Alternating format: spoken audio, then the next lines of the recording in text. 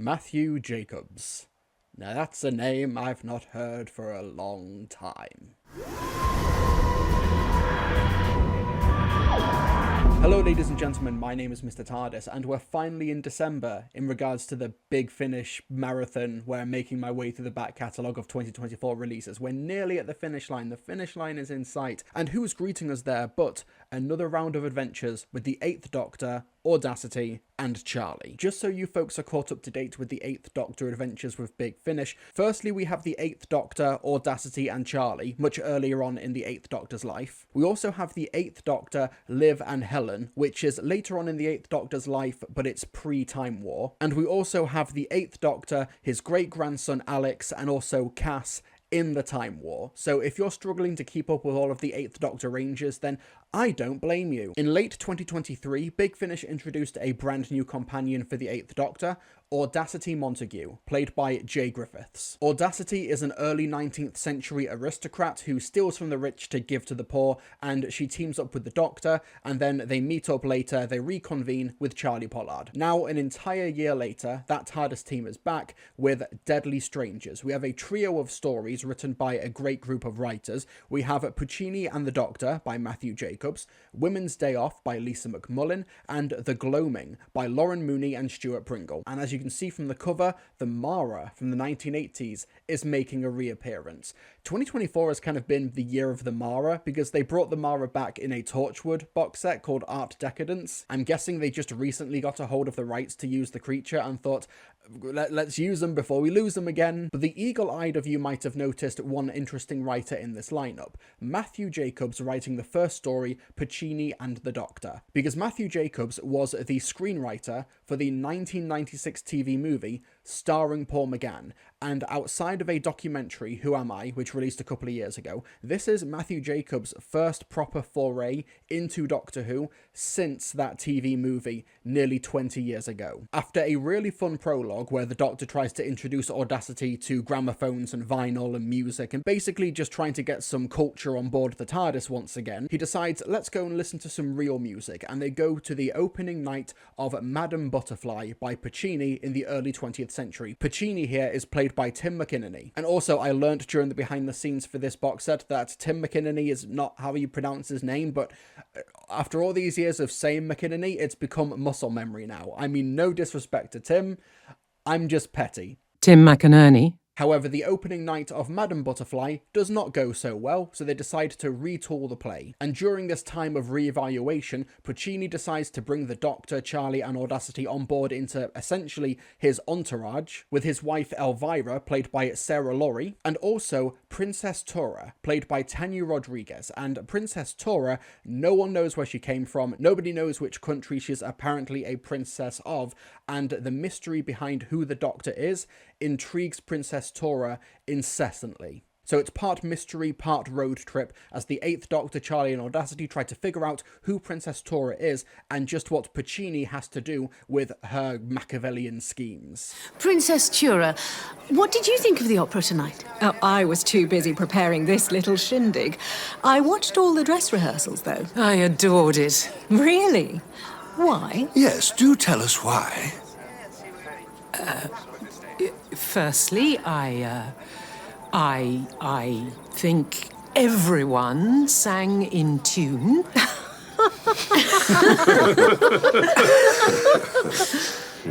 So, you didn't like it? Giacomo, I think we all know there's a third act problem. There isn't a third act, it only has 2 acts. That's the problem. Butterfly waits all night for Pinkerton. The most should be made of this. We should feel as though we have waited with her. That sounds like a wonderful idea. I told you, I wanted more. You know, that feeling when some nights never end, especially when you can't sleep. And I'm sure Madame Butterfly doesn't sleep. She may dream, but she is awake in her dream. A waking dream. A lovely idea. Lady Audacity may be tactless, but she seems honest.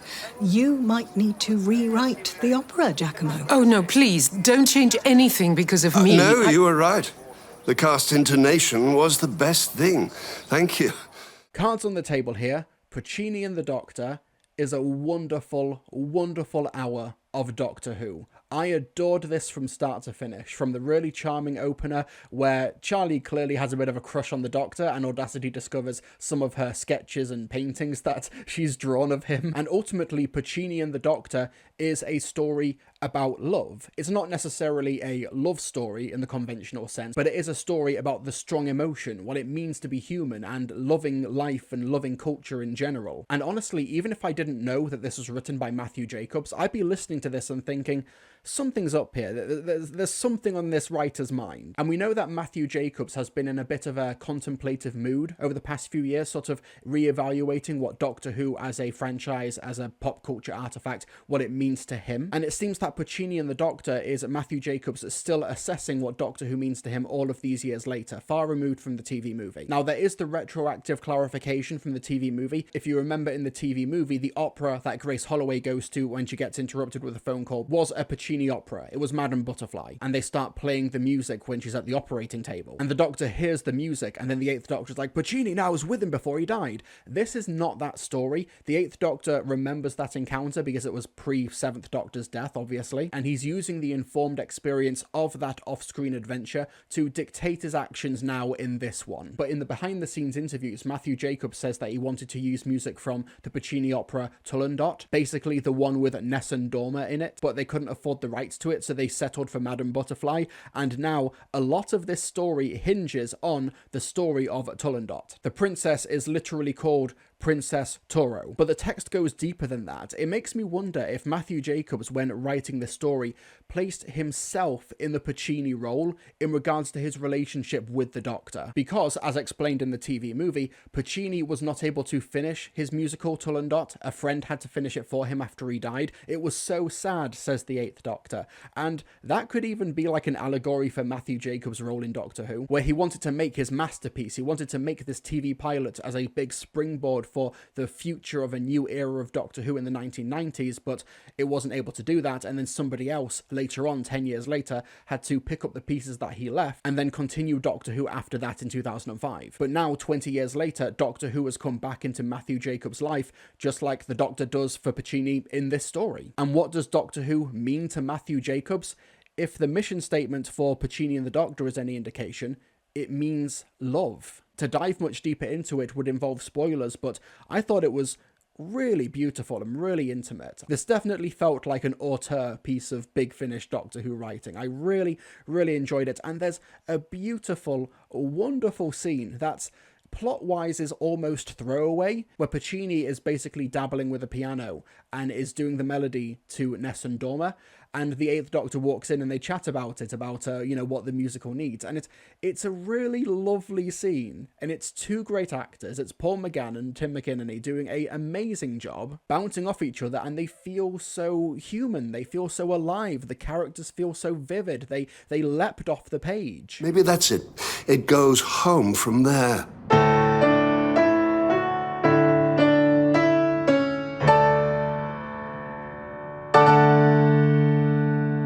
No, that's too much of a resolution. It certainly speaks of being resolute. It's a little stupid even. Very male. Nope. What's the title of the story from 1001 Days? Turandot. The Daughter of Turan. Yes. There are some ideas one just can't finish properly until you live them. It's really, really lovely. Puccini and the Doctor is not a life-changing, genre-altering Doctor Who story, but it's incredibly solid in its structure. The cast are really, really fun. I loved Tanya Rodriguez as Princess Tora. She's clearly having a really fun time. Matthew Jacobs knows what to do with the characters as well, the supporting cast, this big TARDIS team. Audacity has great moments to shine. She has a great dynamic with Princess Tora. Charlie's unrequited love with the Eighth Doctor is really charming to listen to. And the music by Howard Carter is lovely. It's brilliant. This is a really, really strong story. I loved it. Now, for the middle chapter of Deadly Strangers, we have Women's Day Off by Lisa McMullen. Charlie and Audacity really want to see the Northern Lights. The Doctor relents because they're not even the best Aurora Borealis in the solar system, apparently. But he relents, and they land in Iceland on October 24th, 1975, which just so happens to be the day that all of the women in Iceland have gone on strike. Well, not all of the women, more like 90%, but this was an actual historical event that happened in the mid-1970s, when 90% of the women in Iceland took to the streets to protest the fact that they weren't getting the same wages as their male counterparts. They didn't go to work, they didn't do any housework, they didn't look after the kids, and the men don't know what to do with themselves. These shops have been ransacked, they've stolen all of the sausages because sausages are the only thing the men know how to cook, which sounds misandrist, but is actually true. That's historical record from 1970s Iceland. But in the middle of all of this is a schoolgirl called Kyla, played by Molly Harris, who appears to have some sort of telekinetic abilities. Also, Charlie and Audacity also encounter another alien who happens to be here at the same time, played by George Watkins. Flaming red stockings. Red stockings? That women's lib group got it in their heads that women should be paid the same as men for doing the same jobs. Well, the very idea. Hey, Charlie? Audacity? You looking for those women you were with? Well, they joined the march, mate. They're all marching. Every blooming woman in Iceland. It's a nightmare. You can't get sausages for love nor money. Hey? Equal say and equal pay. Hey, it's Charlie, Women's Day. where did the Doctor Equal go? say. I don't think he went anywhere. We did. I got swept away, rather literally. Me too. This is just like the suffragette marches. Oh, you've used that word before, suffragette. What is it? You don't know what a suffragette is? How on earth is that possible? Sorry, didn't mean to interrupt. I'm Caroline. Charlie, and this is my friend Audacity. Oh, excellent name, Audacity. I like it. Hey, it's Women's Day. Equal say and equal pay. Hey, it's Women's Day. Equal say and equal pay. I'm a little bit mixed on Women's Day Off. All of the pieces are there. Lisa McMullen's a great writer. I love the cast. I love the interplay between Paul McGann and Molly Harris. I love this almost like fatherly approach to the Eighth Doctor, who's really encouraging and really supportive of Kyla, who's got these telekinetic abilities from nowhere and has no idea what to do with them. I love how involved Charlie and Audacity get in this women's protest, how they get swept up in it, because you've got to remember, these are both period characters, as in they come from historical time periods. Audacity is early 19th century and Charlie Pollard is late 1920s. The problem is all of the pieces are here, but they're not really gelling together the way that they should. I was kind of waiting for Women's Day Off to like sort of have the penny drop moment in the third act where all of these disparate subplots come together. The schoolgirl with telepathic powers, the alien who Charlie and Audacity meet, and the women's protest. I was waiting for the episode to play its hand and like merge all these subplots together in an effective way with an effective mission statement, but that moment never really happened, and as a result, it kind of feels like this episode is trying to do too much. The most effective subplots for me were the women's protest and also the plot with Kyla. With Kyla, there's even like a bit of a Matilda thing going on here, where she's got a really supportive teacher, but there's like only one teacher in this school who listens to her, Mrs. Gunnar, played by Kate Terrence. But even then, those plots are fighting for space in a story that doesn't even clock in at the 45-minute mark. This is a pretty short story as far as Eighth Doctor adventures go, and at the end of the story, there's no epilogue, there's no like final scene between Kyla and Mrs. Gunnar or Mrs. Gunnar and the rest of the cast. Like, it kind of just stops. For me, the weak link is the alien subplot. I know it's kind of there to justify Kyla's psychic powers, but I honestly don't think it needed that much of an explanation, and they spend so much time on a subplot that honestly, I just didn't find very interesting. I didn't find the character that interesting. I didn't really find the alien lore to be interesting either. It was, I guess, sort of passively listened to it and was just patiently waiting for the interesting subplots to kick back in again. But then by the time that happened, the story ended because it's not even 45 minutes long. It's a really short story. These are like normally an hour long. Women's Day Off is not a bad story by any means, but I think it should have been so much better than it was. The pieces are there. The cast are great. The character work, for the most part, is very strong. it just doesn't come together. And the last story we have is the Mara story. We have The Gloaming by Lauren Mooney and Stuart Pringle, and I was so happy when I saw that these two are coming back for another 8th Doctor adventure. These two wrote Lost Hearts in the other 2024 8th Doctor adventure box set Echoes, and they're back here now for The Gloaming, a story which takes place way in the far future. The 8th Doctor, Charlie and Audacity are trying to find Gillen 3, which is part of the 5th Great and Bountiful Human Empire, but they open the TARDIS doors and just discover a dead world. But up in the sky, it's not a bird, it's not a plane, it's not a moon, it's a space station. It's the titular Gloaming, where you've got 3,000 occupants in this space station who are in a form of hypersleep, and its inhabitants are essentially there waiting for all of the nonsense and all of the apocalypse on the planet below to just blow over. They might as well have called the Gloaming the Winchester. You've got a robot assistant on the Gloaming called Franz, played by Graham Seed, who is really trying to stop outside infections from coming in, and you also have the overseer Merrill, played by Abigail McKern. Gloaming promises a perfect and pure sleep. However, some of the inhabitants have been having bad dreams, and spoiler alert, it's the Mara invading people's minds, and it happens to infiltrate Charlie's mind. It's up to the 8th Doctor and Audacity and Franz and Merrill to try and figure out a way to stop the Mara. Was it terribly rude to you before I came? What? Who? The android, Franz. Oh no, he was all right, really. Just doing his job. Synthetics like that, well, they make good little domestic servants up to a point, but they don't understand the things that really matter. Human comforts, hospitality. This one's for you. Oh, thank you. And yours? Goodness, it smells so peaceful. I'm sorry, I don't know what I meant by that. No, right on the money. It's called Repose, a draught of my own devising, brewed for exactly that purpose, to bring peace to the drinker. You mean the tea's your own recipe? Back on Gillen 3, I was a herbalist. Rather a good one. Some of the plants we had on world were remarkable, unknown anywhere else in the universe. And the minerals, of course. Were? Well, there are clippings in the seed bank. But the way they came out was partly the pH of the soil. I doubt they'll grow the same anywhere else. What happened on Gillen 3? Oh, only what must happen to all worlds sooner or later, Doctor. It reached the end of its natural life. Now, anyone for sugar?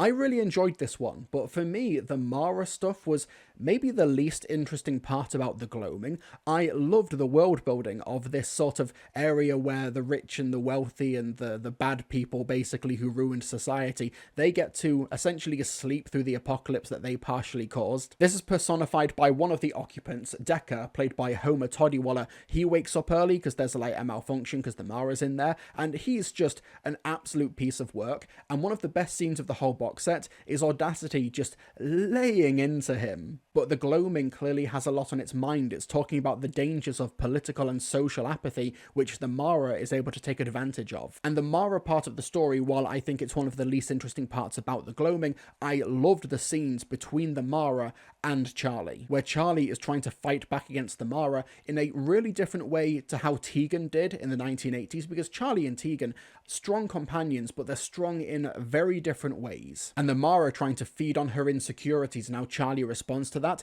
really strong stuff. It's a really great performance. India Fisher is terrific in this story. It's probably her best performance across these three stories. She gets great material. Paul McGann is predictably amazing, but yeah, the fundamentals are really strong. The story takes some really effective twists and turns in the third act as well that really kind of left me on the edge of my seat. It was a really tense listen. Great world building, great threat, great characters, great performances. It's a total package story. I really liked The Gloaming. There's certainly less of a playful element which you'd often find in Lauren Mooney and Stuart Pringle's work, but it's still something they pull off really effectively. And I love how they write for the 8th Doctor as well. The dialogue just sparkles here.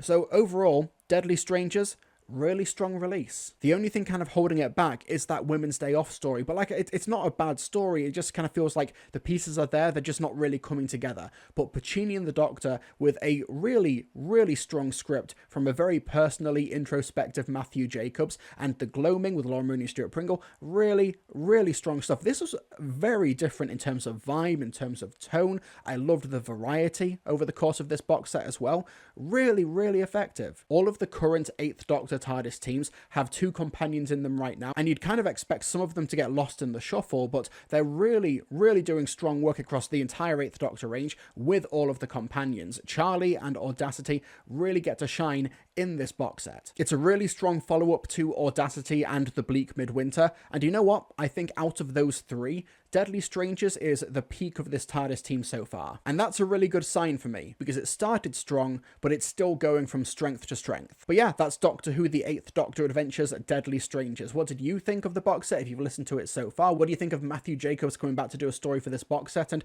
do you think he should come back again?